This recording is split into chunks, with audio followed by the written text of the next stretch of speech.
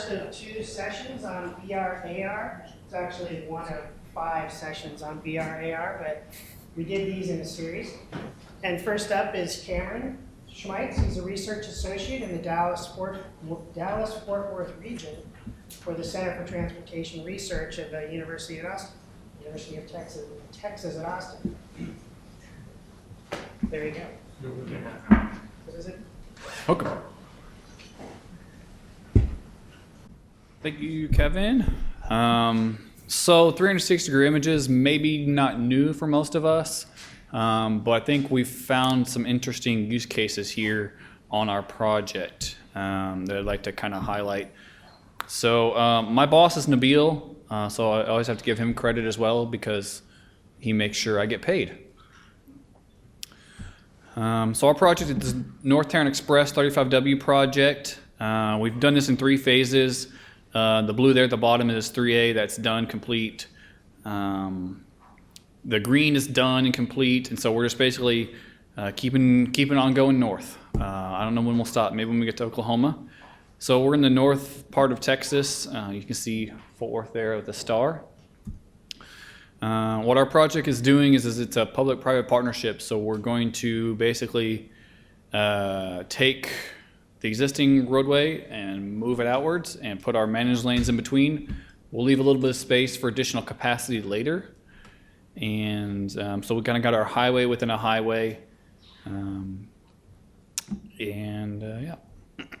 So segment 3C is a $653.9 million public-private partnership and 6.7 miles.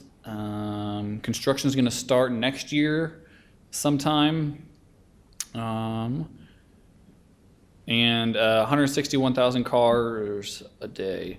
Here's our completed project. So this is one of the interchanges, and I'm going to talk about this one a little bit more right down there, because we've got an interchange where you have a highway within a highway. So not only are you connecting general purpose lanes from one highway to another, you're also providing managed lane connections from one highway and another. So you've got direct connector, like within direct connector. So it creates a spaghetti web. So whenever we decided to present NTE3C, it was an open house. It was actually a change order for random reasons with politics. So we change ordered it into 3A for political reasons. So we had to do some public information, some public outreach. So we did an open house. And so this is kind of the typical open house that you see. You've got some people standing around looking at some plots. You might have someone there to try to help you understand what blue and what green looks like, where's north. You might have a few images of what certain intersections are going to look like. If you're super special, you're going to get a helicopter view 3D model. What I've noticed is that these open houses it's like half the public and then half of it is the people with the project. So even in this picture here, it's like that person works on the project, that person works on the project. So they have this giant sign-in sheet and half the people there are from the project and they report, oh, we had 300 people come. So wanted to look at some ways to make it a little more interactive for the public. And so we had a model created for the 3C project. And so we, at that open house, we actually rendered a 360-degree image. It was our first time we've done this. So while we were there, we distributed these PDFs, not PDFs, we distributed these flyers.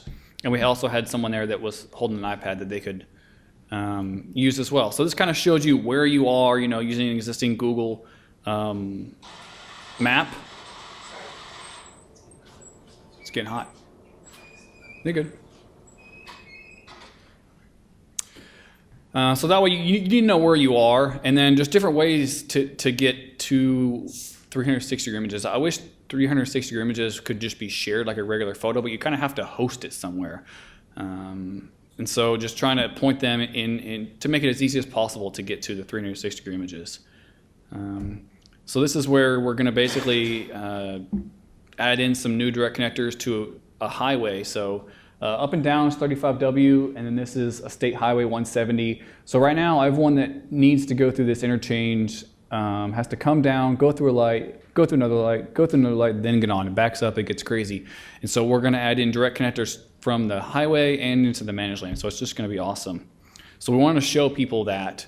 I was looking at ways to render this and to try to get the whole interchange in one picture, and there's no detail whatsoever because you're so far zoomed out. And then it's like, well, maybe we do like a video of a circle around of it, and it's like, well, then that's like a minute, and you come in, you don't know where you are, and you don't know where you're oriented.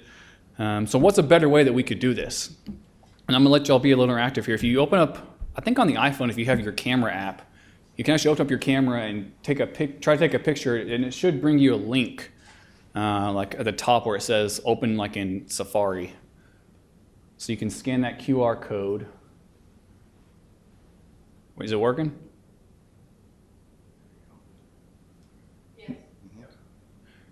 And that should bring you to our rendered 360-degree images. And I'm going to go to it as well. It's going to work. Oh, technology. So to bring you here to our image.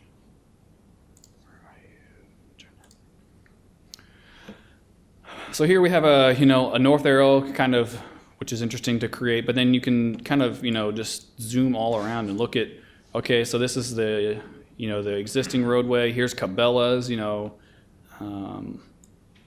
you can kind of look all around at whichever way you want. And so you can see where they come into. You can see the managed lanes, and they kind of split here. And in one image, you can get what would take 9 images or a minute video.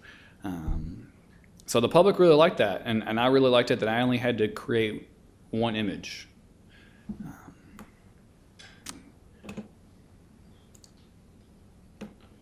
So increased communication. It's interactive. It's something different for people to do rather than just go sit there and look at their little plots. The public can move around. It's also very efficient. One image versus a very long video, multiple images. Also, with the website hosting, it's also, when you're with a public agency, you don't want to put out bad data. And when you're early on in the phase, things can change. We were at the schematic level phase, so things can change. So you can keep this same link and you can just re-upload different images. So you always are putting out the best information. And also if something changes, you can just take it down and be removed. So controlling of the data. Is important for DOTs. And then also, we've been doing some VR research, and what I love about virtual reality is you have that 360-degree content, but to get someone at a public open house to put this random thing on their face, it's probably not going to work so great. But if they have a smart device or they can use my iPad right there, they can get somewhat of the experience of the 360-degree content. And so maybe that's an entrance into using virtual reality. So it's kind of like a nice medium of these schematics that most people probably don't know how to read, and also the wonderful richness of virtual reality, but still very cumbersome. Challenges: high resolution images. I think the image that I showed you was 16K, so that just takes a little bit more time. Also, you have to model everything. What's really nice is when you can just kind of like focus on your little 40-degree view, and then like, oh, this part of the world doesn't exist. When you do 360-degree images, and we had issues with it before because we took the same model that we had, and we were looking at it this way and doing a helicopter view. Well, everything behind, we had like floating roads behind us. We hadn't messed with all that, and so when we rendered our 360-degree images, we were like, oh, the road's floating. That doesn't look great. Also, what's the best way to distribute it? The QR codes seem to be pretty good, but I wish I could just, it's not like a real photo I can just text somebody yet, unless I'm missing on that. If anyone knows how to do that, that'd be great. And then also, you do need to have, kind of show people in plan view where you're at. So one of the other things which that we're working on right now is this, take that massive interchange that we were at. We're doing some more work on this side over here on the, I didn't even go back to real presenter view.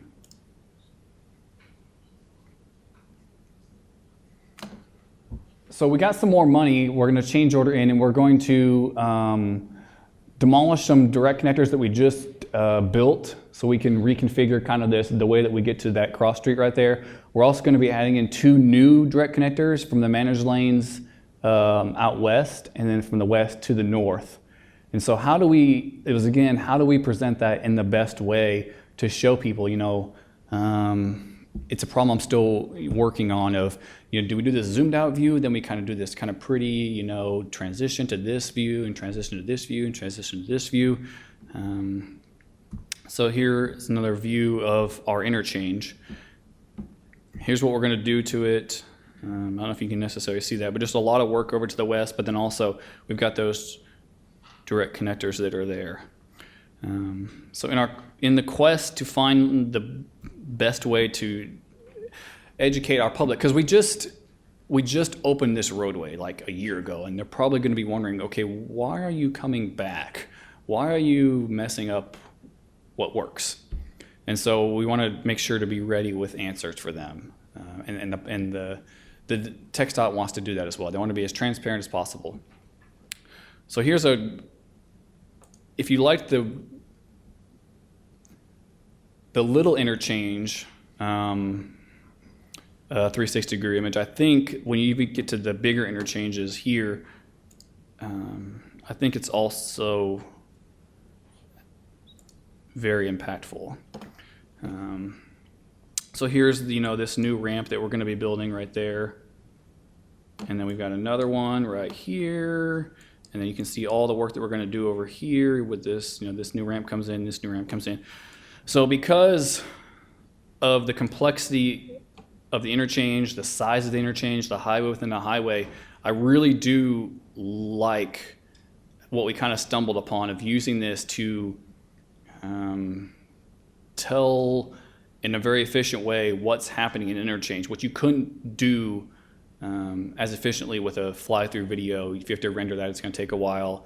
Or the view from Oklahoma, so you can see the whole thing, but there's no detail whatsoever.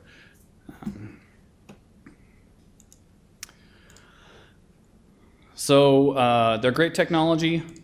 I think they are uniquely helpful for public transportation agencies because I've said that you don't have that false information out there. You don't want to be giving the public bad data. We can always remove it. We can replace it, keep the links the same. I think it helps solve the large intersection problem, and it gets people kind of, at these public open houses excited about what's going on, and they get to do something new, and they get to experience something new. And I think it's just really transparent and helpful for the public. So that's how we've been using it here recently. And yep. Great. Thank you. Any questions? If you do it, could you use the mic?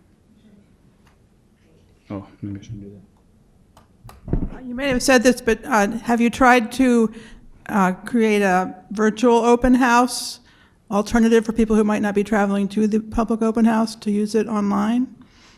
Yeah, we can do that. Okay. I don't know that we have, but that's a great idea. Because we could... But it could work?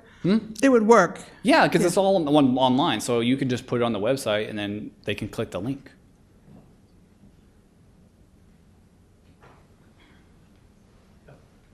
Is there an opportunity for the public to add comments and capture those in a database, or is it just visualization right now? Right now it's visualization. I think on the website you can kind of comment, it's kind of sociable, so you can add a comment here. That would be kind of informal, because when you're doing a formal open house, like a public hearing, you have to capture those in written form and document them to FHWA for the environmental process. But I think sometimes informal feedback is even better than just formal feedback. So I think that hosting it on something like this would be helpful. I mean, it can just be embedded in any kind of website. Right? Yep. Any sort of way you're using it right now. That's cool. Have you looked at doing some video so that you have the full 360 and you can actually look around? We did that on it. So yes. What am I trying to say? It's data heavy, I know. It's data heavy, and also roads are mostly linear. So if I'm driving along the 6 mile corridor, 360 degrees is more fun. I like the fact that I can describe a giant intersection with one image.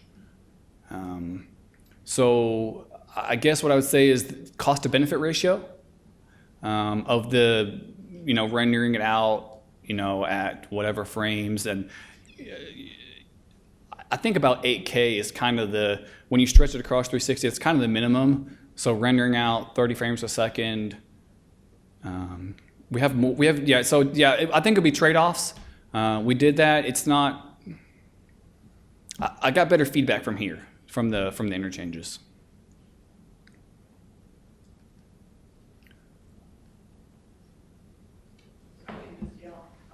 Okay, out of all the benefits and the challenges, were any of those surprising to you that you didn't anticipate that benefit being there or so great, or the reverse, the challenge being there or so great?